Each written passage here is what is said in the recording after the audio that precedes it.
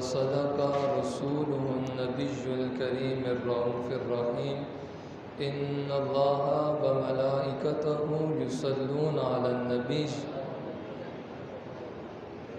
إن الله وملائكته يصلون على النبي يا أيها الذين آمنوا صلوا عليه وسلموا تسليما اللهم صل على سيدنا مولانا محمد وعلى آل سيدنا مولانا محمد. پھر ایک مرتبہ پڑھیں گے محبت کے ساتھ، چاہت کے ساتھ، دل لگی کے ساتھ، عشق کے ساتھ. یہ نہ دیکھیں کہ ہمارے آس پاس کون بیٹھا ہے. یقین جانیے نبی کریم صلی اللہ علیہ وآلہ وسلم نے ارشاد فرمایا ہم کسی ایسے شخص کو ڈھونڈتے ہیں کہ جو بڑا نیک ہو تو اس کے پاس ہم جاتے ہیں، ان سے دعائیں کرواتے ہیں کہ حضرت آپ دعا کریں، آپ اللہ کے نیک بندے ہیں تو آپ ہاتھ اٹھائیں گے تو دعا لگ جائے گی. لیکن نبی کریم صلی اللہ علیہ وآلہ وسلم کی حدیث کا مفہوم عرض کر رہا ہوں.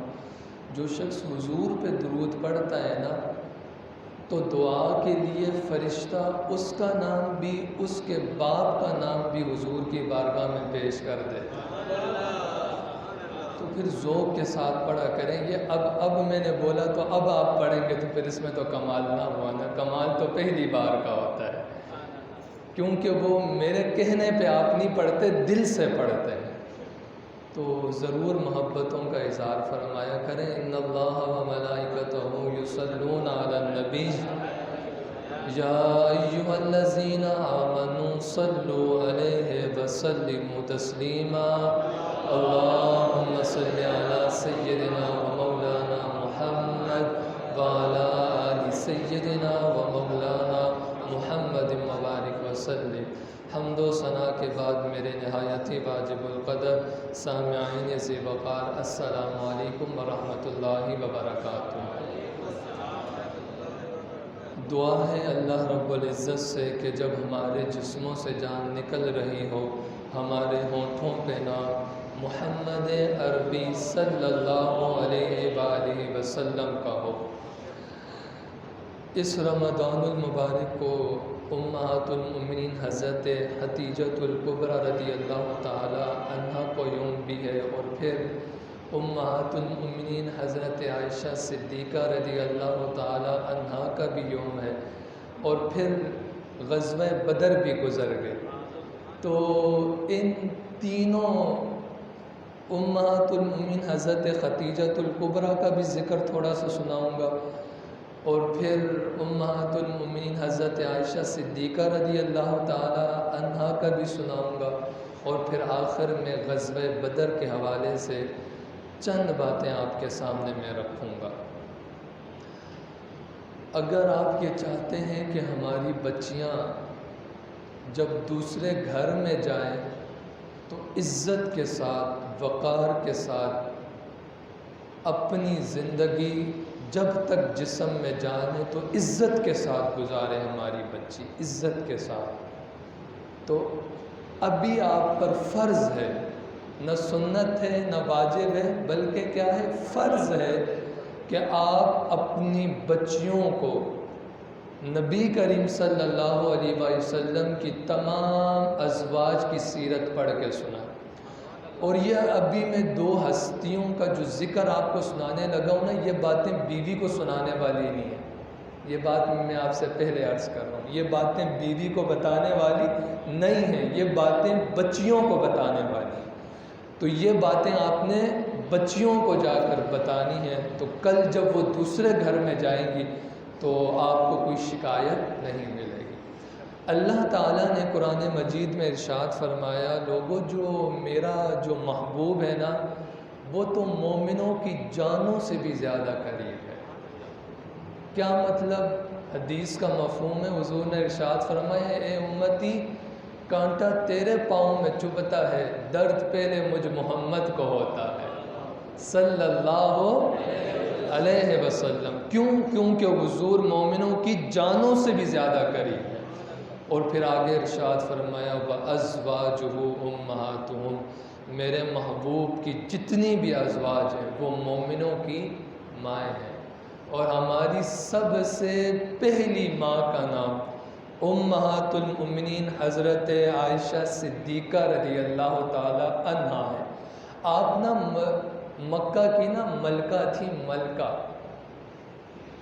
دیکھیں کوئی شخص غریب ہونا اور امیر بن جائے تو اس کی موجیں لگ جاتی ہیں، اس کی زندگی گزارنا آسان ہو جاتا، لیکن جو شخص امیر سے غریب ہونا اس کے رات دن نہیں گزرتے، بڑا مشکل میں آ جاتا ہے۔ تو امہات المؤمنین حضرت خدیجہ الکبریٰ رضی اللہ تعالیٰ عنہ نا ملکہ تھی مکہ کی۔ اگر دو عورتوں میں دولت کی بات چھڑ جاتی نا تو وہ پہلی والی دوسری کو بولتی تیرے پاس کیا خدیجہ سے بھی زیادہ دولت آ گئی ہے؟ تو مثال یہ خدیجہ الکبریٰ رضی اللہ تعالی عنہا کی دی جاتی تھی، ملکہ تھی، 20 کام کرنے والی آپ کے ارد گرد گھوما کرتی تھیں۔ ایک سے کہتی تھی کہ پانی بھر کے لے کر آؤ، ایک سے کہتی تھی کھانا بناؤ، ایک سے کہتی میرے فلاں شخص کے گھر میں میرے کپڑے پڑے ہیں، نئے کپڑے وہ لے کر آؤ۔ 20 کام کرنے والی آپ کے ارد گرد گھومتی تھیں، نہ پانی خود لا کر پیتی تھیں، نہ کھانا خود پکاتی تھیں، اور کپڑے ہر دن نئے پہنا کرتی تھیں، نئے کپڑے۔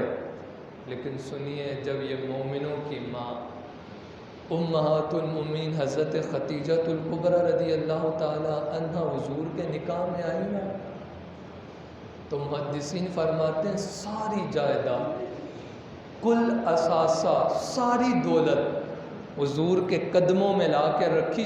ظہر کے وقت محدثین فرماتے ہیں ظہر کے وقت ساری دولت حضور کے قدموں میں لا کے رکھی۔ سب سے بڑے سخی امام الانبیاء، عصر سے پہلے وہ ساری دولت غریبوں میں حضور نے بانٹ دی۔ اللہ اکبر۔ اور پھر پتہ ہے جس ماں کے ارد گرد 20 کام کرنے والیاں ہوتی، وہ ماں نا خود جا کے چولہا جلاتی ہے، خود چولہا جلاتی اور خود کھانا بناتی، اور حالت یہ ہے نبی کریم صلی اللہ علیہ وسلم کے گھر میں نا ازواج فرماتی ہیں کئی دن گزر جاتے لیکن چولہا نہیں جلتا تھا۔ تو وہ مومنوں کی ماں نا خود چولہا جلاتی ہے، خود ہانڈی رکھتی ہے، خود کھانا بناتی ہے، اور جسم پہ جو کپڑے ہیں نا، کپڑے جگہ جگہ سے ان کپڑوں کو پیبند لگا ہے، جگہ جگہ سے۔ اور شان دیکھیے کیا ملی، رب کو بڑا پیار آیا امہات المؤمنین حضرت خدیجہ الکبریٰ پر، بڑا پیار آیا، اتنا پیار آیا کہ جب امہات المؤمنین حضور کے لیے کچن سے کھانا بنا کر لے کر آئیں حضور کی بارگاہ میں، اب ذرا منظر دیکھیے، حضور بیٹھے ہیں سامنے، امہات المؤمنین حضرت خدیجہ الکبریٰ رضی اللہ تعالی عنہا بھی بیٹھی ہیں، حضور کھانا نہیں کھا رہے، حضور امہات المؤمنین حضرت خدیجہ الکبریٰ کو دیکھ رہے، دیکھے جا رہے۔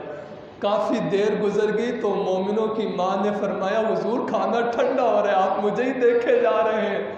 تو حضور مسکرا کر فرمانے لگے اے خدیجہ، تیرے آنے سے پہلے میرے پاس نوریوں کا سردار آیا ہے، اور وہ مجھ سے کہہ کر گیا ہے حضور آپ کی خدیجہ نا کچن میں کھانا بنا کر آپ کے لیے لے کر آ رہی ہے، جب وہ آپ کے پاس آ جائے نا تو آپ اس سے کہیں کہ محمد کا رب خدیجہ تجھے سلام بھیج رہا ہے صلی اللہ علیہ وسلم۔ اور حضور ایک اور خوشخبری دینا، اے خدیجہ تیرے نام کا ایک محل رب نے جنت میں موتیوں کا تیار کر رکھا ہے۔ اللہ اکبر۔ اس انداز اچھا نا، جب امہات المؤمنین حضرت خدیجہ الکبریٰ رضی اللہ تعالی عنہ کا وصال ہوا نا، تو اس کے بعد نا حضور اپنی بقیہ ازواج کی، یہ بات یاد رکھیے گا، امہات المومنین حضرت خدیجۃ الکبریٰ رضی اللہ تعالی عنہا کی موجودگی میں حضور نے دوسرا نکاح نہیں کیا. محبت تھی، عشق تھا، آپ کے جانے کے بعد نکاح کیے. تو حضور نے تمام ازواج کے سامنے کہتے خدیجہ اتنی اچھی تھی، وہ اس طرح کرتی تھی، اس کا طرز زندگی یہ ہوتا تھا، وہ اتنے خوبصورت انداز سے میرے ساتھ محبت کا اظہار فرمایا کرتی. اور جب نا امہات المومنین حضرت عائشہ صدیقہ رضی اللہ تعالیٰ عنہ کھانا بنانے لگتی نا، تو حضور فرماتے عائشہ شوربہ تھوڑا سا زیادہ بنانا، میری خدیجہ کی سہیلیاں بھی آئی ہوئی ہیں، ان کے گھر بھی بھجوا دینا. تو ایک دن نا بکری ذبح کی نا، تو اس کا گوشت الگ الگ کرنے لگے نا، تو حضور نے ارشاد فرمایا اے عائشہ میری خدیجہ کی کچھ سہیلیاں آئی ہوئی ہیں، ان کے لیے بھی تھوڑا گوشت الگ کر کے رکھ دو اور ان کو جا کر دے کر آؤ. تو امہات المومنین حضرت عائشہ صدیقہ رضی اللہ تعالیٰ عنہ کہنے لگی حضور وہ خدیجۃ الکبریٰ رضی اللہ تعالیٰ عنہ اس دنیا میں آئی اور وہ اب چلی گئیں، کئی سال گزر گئے، آپ ان کو یاد کرنا چھوڑتے ہی نہیں ہیں، حالانکہ ان سے خوبصورت بیویاں آپ کو اللہ نے عطا فرمائی ہیں، آپ ان کا ذکر چھوڑتے ہی نہیں ہیں. تو آپ فرماتی ہیں کہ جب میں نے یہ جملے کہے نا تو حضور کی آنکھوں میں آنسو آ گئے، اور حضور نے ارشاد فرمایا عائشہ خدیجہ کے بارے میں مجھے تکلیف نہ دیا کرو، تم ساری نا سکھوں کے موقع پر میرے پاس آئی ہو، جب میرے اپنے بھی میرا انکار کر رہے تھے نا، میری خدیجہ میرا اقرار کر رہی تھی. ہاں میری خدیجہ کے بارے میں مجھے نا تکلیف نہ دینا، تم سب سکھوں کے موقع پر آئی ہو. خدیجہ اس وقت آئی تھی جب لوگ میرے بدن پر اوجڑیاں پھینک کر چلے جاتے تھے، جب میری راہوں میں کانٹے بچھائے جاتے تھے، جب مجھے ابو جہل نے سر پر ڈنڈا مار کے میرا سر پھاڑا تھا، اس وقت خدیجہ آئی تھی اور مجھے تسلی دیا کرتی تھی. میری خدیجہ کے بارے میں نا مجھے نا دکھ نہ دیا کر، تکلیف نہ دیا کر. اور دیکھیں نا تمام ازواج کے ساتھ حضور کا جو انداز ہے نا، امہات المومنین حضرت عائشہ صدیقہ رضی اللہ تعالی عنہ نا جب کھانا کھاتی تو ہڈیاں چوس کے نا دسترخوان پہ رکھ دیتی، تو حضور ان چوسی ہوئی ہڈیوں کو اٹھاتے اپنے منہ میں ڈالتے پھر ان کو چوستے. لیکن آج کے اس دور میں شوہر یہ کر کے دکھائے، اس کو پھر کیا طعنہ ملتا ہے؟ یہ اگر میں نہ ہی بتاؤں تو وہ درست ہے، آپ کے چہروں کی مسکراہٹ مجھے بتا رہی ہے. طعنہ ملتا ہے نا بیوی کا بڑا ہی غلام آ گیا، اور وہ ایک اور بھی ملتا ہے رنگ مرید بن گیا، یہ ملتا ہے نا. نہیں، یہ آج کے دور میں ہم نے یہ ظلم کر کے رکھا ہے. میاں بیوی کا جو رشتہ ہے سب سے عظیم رشتہ ہے. حضور وہ ہڈیاں جو حضرت عائشہ چوس کے دسترخوانوں پہ رکھ دیتی، حضور وہ چوسا کرتے، اور جب پانی پیتے نا تو حضور فرماتے عائشہ تھوڑا سا بچا دے. حضرت عائشہ بچاتی تو جس جگہ حضرت عائشہ نے منہ لگایا ہوتا ہے امام الانبیاء اپنے ہونٹ رکھ کر اس جگہ سے پانی پیا کرتے تھے. اور پھر امہات المومنین حضرت عائشہ صدیقہ رضی اللہ تعالی عنہ کی جو محبت تھی، بڑی پیاری روایت ہے، بڑی خوبصورت روایت ہے. آپ آئے ہیں تو آپ کے دلوں میں ٹھنڈ پڑ جائے گی، آپ کا ایمان تازہ ہو جائے گا. ایک دن نا سیدہ فاطمہ الزہرا رضی اللہ تعالی عنہ بیٹھی تھی اور کہنے لگی اماں عائشہ رضی اللہ تعالی عنہ، کہنے لگی اماں عائشہ دیکھیں نا میری شان آپ سے زیادہ ہے. کہا بیٹی فاطمہ وہ کیسے؟ تو کہنے لگی اماں عائشہ دیکھیں نا میں بیٹی ہوں نبی کی اور آپ بیٹی ہیں امتی کی. اب نبی کی بیٹی سے امتی کی بیٹی افضل تو نہیں ہو سکتی نا. تو امہات المومنین حضرت عائشہ صدیقہ رضی اللہ تعالیٰ عنہ مسکرا پڑی. کہا بیٹی تو نے سچ کہا، لیکن پھر بھی میری شان تجھ سے زیادہ ہے. کہا اماں جان وہ کیسے؟ تو امہات المومنین حضرت عائشہ صدیقہ رضی اللہ تعالیٰ عنہ فرمانے لگی بیٹی فاطمہ دیکھ نا، تو بیوی ہے امتی کی اور میں بیوی ہوں نبی کی. اللہ اکبر. اب بیٹی فاطمہ امتی کی بیوی سے، نبی کی بیوی سے امتی کی بیوی افضل تو نہیں ہو سکتی نا؟ تو اس پر امہات المومنین حضرت عائشہ صدیقہ رضی اللہ تعالیٰ عنہ فرمائے لگی بیٹی فاطمہ سن، کل تو نے بھی جنت میں جانا ہے اور تیری ماں عائشہ نے بھی جنت میں جانا ہے، اور میں نے تیرے بابا جان کے ہونٹوں سے یہ نکلے ہوئے جملے سنے ہیں کہ تیرے بابا جان نے یہ فرمایا ہے جب جنتی عورتیں جنت میں جائیں گی تو ان کا ہاتھ ان کے شوہروں کے ہاتھ میں ہوگا۔ بیٹی فاطمہ جنت میں جب تو جائے گی نا تو تیرا ہاتھ علی شیر خدا کے ہاتھ میں ہوگا، تیری ماں اس شان سے جنت میں داخل ہوگی کہ تیری ماں کا ہاتھ امام الانبیاء کے ہاتھ میں ہوگا صلی اللہ علیہ وسلم۔ حضور کا بھی ازواج سے محبت کا یہ انداز اور حضور کی ازواج کا بھی حضور سے یہ انداز محبت ہوا کرتا تھا۔ مجھے بتائیں میاں بیوی میں جب یہ محبت ہو، گھر جنت کے ٹکڑوں میں سے ایک ٹکڑا نہیں بن جاتا؟ اچھا یہ آپ کا گھر جنت کے ٹکڑوں میں سے ایک ٹکڑا بنے گا کب؟ جب آپ اپنی، اچھا میں نے پہلے بتایا یہ سبق بیویوں کو پڑھانے والا نہیں ہے، میں نے پہلے کہا یہ سبق کس کو پڑھانے والا ہے؟ ذرا اونچا روزہ تو نہیں لگ رہا، اگر روزہ لگ رہا ہے آج کی افطاری یہاں آ کر لینا۔ کس کو پڑھانے والا ہے یہ سبق؟ ہاں یہ بچیوں کو، بیویوں کو پڑھائیں گے، آگے سے ایک اور بڑا موٹا سا تانا آئے گا، کبھی نہ پڑھانا، یہ بچیوں کو پڑھانے والا سبق ہے۔ یہ کن کو؟ حضرت امہات المومنین حضرت صفیہ رضی اللہ تعالی عنہ کے ساتھ انداز محبت کیا ہے کہ آپ اونٹنی میں بیٹھنے، اونٹنی پہ چڑھنے لگتی ہیں تو چڑھ نہیں پاتی، تو امام الانبیاء یوں جھک جاتے ہیں، کہتے ہیں صفیہ مجھ محمد کے کاندھے پہ اپنا قدم رکھ کے اونٹنی پہ چڑھ جا۔ یہ انداز محبت بھی آپ کو ملے گا اگر شوہر بیوی کے لیے جھک جائے تو مجھے بتائیں کیا تانا ملتا ہے؟ بتا سکتے ہیں آپ؟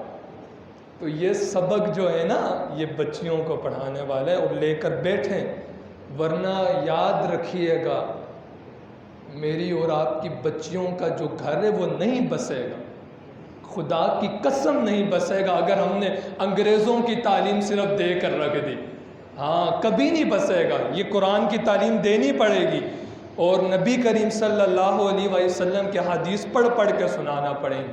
اللہ رب العزت سے دعا ہے کہ اللہ تعالیٰ مجھے اور آپ کو ان چیزوں پر عمل کرنے والا بنائے۔ آخر میں غزوہ بدر کے حوالے سے میں آپ سے چند باتیں، میں پورا یہ جو غزوہ بدر ہے اس کو آپ کے سامنے اس وقت میں نہیں رکھ سکتا، لیکن ایک پہلو اور سب سے خاص پہلو آپ کے سامنے رکھنا چاہوں گا۔ آپ کے جسم جس طرح جامع مسجد بنیادی میں حاضر ہیں، روحوں کا تو مجھے نہیں پتا نا، لیکن اس وقت روحوں کو بھی حاضر کر لیں، مفتی صاحب فرمایا کرتے ہیں روحوں کو اس وقت، اور میں آپ کی توجہ چاہوں گا 17 رمضان المبارک کو ایک عظیم، تمام غزوات میں سے سب سے عظیم غزوہ غزوہ بدر کا، اور مسلمانوں کی سب سے عظیم فتح 17 رمضان المبارک کو مسلمانوں کو ہوئی۔ مسلمانوں کے پاس نا 2 اونٹ تھے اور 70 اونٹ تھے، 6 زرہ تھیں اور 8 نا تلواریں تھیں۔ محدثین فرماتے ہیں کچھ تلواروں کے دستے بھی نہیں تھے، اللہ اکبر، تلواریں ٹوٹی ہوئی تھیں۔ عشاقان صحابہ کے ہاتھوں میں جو ساز و سامان تھا جنگ کا وہ بھی سارا ٹوٹا ہوا تھا، اور پھر 3 گھوڑے اور 70 اونٹ اور 313 صحابہ ہیں، لیکن جو مقابلے میں ہیں وہ کئی ہزاروں کی تعداد میں ہیں۔ لیکن یہ عشاقان صحابہ جب جنگ بدر میں امام الانبیاء کی قیادت میں مصطفی لشکر غزوہ بدر میں پہنچتا ہے تو کسی نے پوچھا یار تمہارے پاس 3 اونٹ اور 3 گھوڑے 70 اونٹ، تمہارے ہاتھوں میں تو تلواریں بھی صحیح سلامت نہیں، تمہارے ہاتھوں پہ تو زریں بھی نہیں، تمہارا جسم بچنے کے لیے تمہارے جسم پہ کوئی لباس بھی نہیں ہے، اور تم ایسے ہی نکل آئے ہو۔ تو صحابہ ایک زبان ہو کر کہہ رہے تھے نہ تیروں تکیہ نہ بالے نہ خنجر پر بھروسہ ہے تو صرف اس سادہ سی کالی کملی والے پر ہے۔ ہمیں بھروسہ نہیں ہے، یہ جو امام الانبیاء آ رہے ہیں نا ان پر ہمیں بھروسہ ہے۔ اور حضور نا جب جنگ غزوہ بدر میں پہنچے تو حضور نے یوں ہاتھوں کو اٹھاتے راتوں کی تنہائیوں میں اور کہتے ہیں مالک یہ 313 آئے ہیں، اگر یہ چلے گئے نا قیامت تک تجھے رب کہنے والا کوئی باقی نہیں رہے گا، مالک کرم فرما۔ جب یہ 313 صحابہ جنگ بدر میں آتے ہیں تو نا عشق نے امتحان لیا۔ پتہ ہے کیسا امتحان لیا؟ یہ ایک پہلو آپ کے سامنے رکھ رہا ہوں، کیسا امتحان لیا۔ حضرت عمر کہتے ہیں جب میں جنگ بدر میں آیا نا تو عشق نے میرا بڑا عجیب مجھ سے جو ہے وہ امتحان لیا کہ سامنے میرا سگا ماموں تھا، میرے سامنے آ گیا، ذکر آقا سے سینہ سجا ہے، یہ عشق ہے کوئی تماشا نہیں ہے۔ حضرت عمر کہتے ہیں سامنے میرا ماموں تھا، مجھے ایک لمحے کے لیے اپنی ماں یاد نہیں آئی، میں نے زوردار نعرہ لگایا فدا کا ابی و امی یا رسول اللہ۔ حضور عمر آپ کے قدموں پہ قربان، عمر کا باپ بھی آپ کے قدموں پہ قربان، ماموں کیا ہے؟ تلوار نکالی، اپنے ماموں کا سر تن سے جدا کیا اور حضور کے قدموں میں لا کے رکھ دیا۔ حضرت مصعب بن عمیر کہتے ہیں عشق نے مجھ سے بھی بڑا عجیب امتحان لیا، عمر کا تو ماموں آیا تھا، میرے سامنے سگا بھائی آ گیا، میں نے نعرہ بلند کیا عشق تے اگ دومی برابر، عشق تے اگ دومی برابر، پر عشق دا سیب وڈیرا، اگ تے سارے ککھ دے کان، عشق ساڑے تن میرا، اگ دا داڑو میتے پانی پر دسو مینو، عشق دا داڑو کیڑا، او بلے شاہ جتھے عشق لایا ڈیرا اتھے کوئی نہیں بچدا۔ مصعب بن عمیر کہتے ہیں عشق کیا تھا امام الانبیاء سے، سامنے میرا سگا بھائی آیا، بچپن گزار رکھا تھا لیکن ایک طرف کالی کالی زلفوں والا امام الانبیاء تھا، ایک نظر بھائی کے چہرے پر، دوسری نظر چاند سے چمکتے ہوئے آمنہ کے لال پہ ڈالتا۔ جب آمنہ کے لال پہ چہرہ نگاہیں گئی نا تو تلوار نکالی، نعرہ بلند کیا فدا کا ابی و امی یا رسول اللہ، سر تن سے جدا کیا، اپنے بھائی کا سر حضور کے قدموں میں لا کے رکھ دیا۔ پر حضرت عبیدہ بن جراح فرماتے عشق نے مجھ سے بڑا عجیب امتحان لیا، عمر کے سامنے ماموں، مصعب بن عمیر کے سامنے سگا بھائی، عشق نے مجھ سے ایسا عجیب امتحان لیا کہ میری نگاہوں کے سامنے میرا سگا باپ آ گیا، اللہ اکبر، سگا باپ آ گیا، سگا باپ آ گیا۔ میں نے نعرہ بلند کیا فدا کا آئین عشق جنہاں نو لگ جاندہ، سین سک جان دے وانگ کانے آن دے، تے کچھ سک جان دے کچھ مک جان دے، کچھ مار دین دے لوگ تانے آن دے، تے کئیاں لوگاں عشق نو بدنام کیتا، ہم نے عشق کو بدنام کر کے رکھا ہے، کئیاں لوگاں عشق نو بدنام کیتا، تے کئی سڑ گئے وانگ پروانے آن دے، او وارث شاہ عشق دے قیدی نہیں چھٹ دے، چھٹ جان دے نے قیدی جیل خانے آن دے۔ عبیدہ بن جراح فرماتے میرے سامنے میرا سگا باپ، میں نے نعرہ بلند کیا فدا کا ابی و امی یا رسول اللہ، حضور صدیوں سے کہتے آ رہے ہیں آپ پر میرے ماں باپ قربان، قیامت تک جب تاریخ دہرائی جائے گی تو یہ کہا جائے گا کہ عبیدہ بن جراح نے اس نعرے پہ عمل کر کے دکھایا، اپنے باپ کا سر تن سے جدا کیا اور حضور کے قدموں میں لا کے رکھ دیا۔ جب صحابہ نے یہ عشق کا انداز غزوہ بدر میں اپنایا نا، اپنوں کی گردنیں اڑائیں۔ اسلام نا امن کا درس دیتا ہے، لیکن غیرت کا درس بھی دیتا ہے، بزدلی کا درس نہیں دیتا۔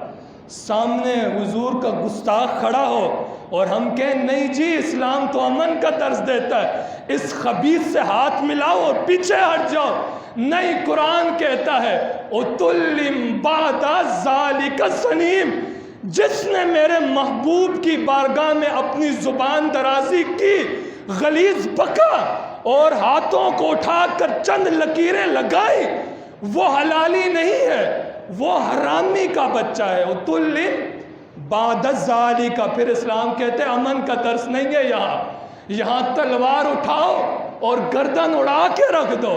ہر وقت اسلام امن کا درس نہیں دیتا۔ ہاں یہ بات یاد رکھنا، صحابہ نے گستاخوں کا سر قلم کیا، اور وہ گستاخ کون تھے؟ حضور کے کسی کا باپ، کسی کا ماموں، کسی کا بھائی۔ صحابہ نے نہیں دیکھا یہ کون ہے، رشتے بھول گئے، کالی کالی زلفوں پہ سب کے سر قلم سر تن سے جدا کیے۔ اور پھر اسلام کو غزوہ بدر کے دن ایک عظیم و شان فتح نصیب ہوئی، جس کو آج اور میں 17 رمضان مبارک کو غزوہ بدر کے نام سے مناتے ہیں، اور اس کا دوسرا نام یوم الفرقان ہے۔ ایک تمام غزوات میں سے سب سے عظیم غزوہ غزوہ بدر ہے۔ اللہ رب العزت سے دعا ہے کہ اللہ تعالیٰ مجھے اور آپ کو ان ساری چیزوں پر عمل کرنے کی ہمت اور توفیق عطا فرمائے۔